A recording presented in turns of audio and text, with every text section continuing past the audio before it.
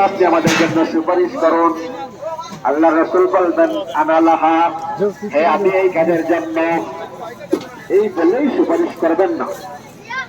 তিনটা কথা।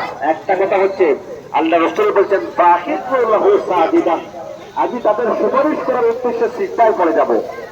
ফাহমাদুহু হামদান হাত্তা লা ইয়াহদুরুনিল আন, আল্লাহ রাসূল বলছেন আমি এমন বাক্য দিয়ে আল্লাহর প্রশংসা করব যে বাক্যগুলো আল্লাহ এখনো আমাকে জানান নাই, এই সময় জানাইবেন আমি আল্লাহর প্রশংসা করব।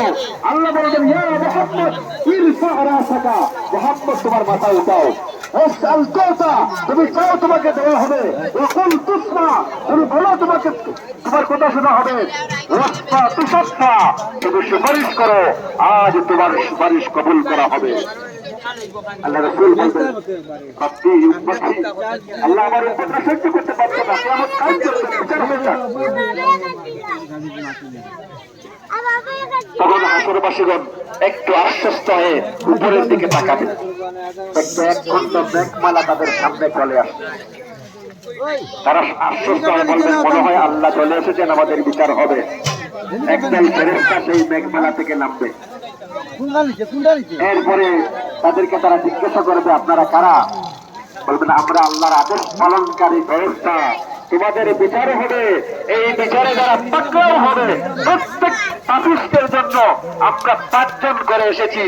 এই যে দেখবেন আদালতে যেদিন রায় হয় সেদিন আসামিকে কাঠগড়ায় নেওয়ার সাথে সাথে পুলিশরা হাত কলা গলা দিয়ে রশি টসি দিয়ে রেডি থাকে যে রায় যদি নেগেটিভ হয় শাস্তি হয় সাথে সাথে পড়াইয়া দেয়।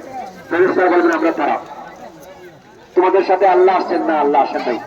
সূরা ফুরকানে আল্লাহ বলছেন ইয়াউমা তাশাক্কাকুস সামাউ বিল গামাম ওয়া নুজিলাল মালাইকাতু তানজিলা, আকাশ ফেটে যাবে, মেঘমালা আসবে, ফেরেশতারা নাজিল হতে থাকবেন। 2 বার নাজিল হবেন, 3য়বার আল্লাহ রাব্বুল আলামিন নিজে এসে হাজির হয়ে যাবেন। সুবহানাল্লাহ, সালাম করুন না মামা। আল্লাহু আকবার, আল্লাহু আকবার। আমি আলোচনা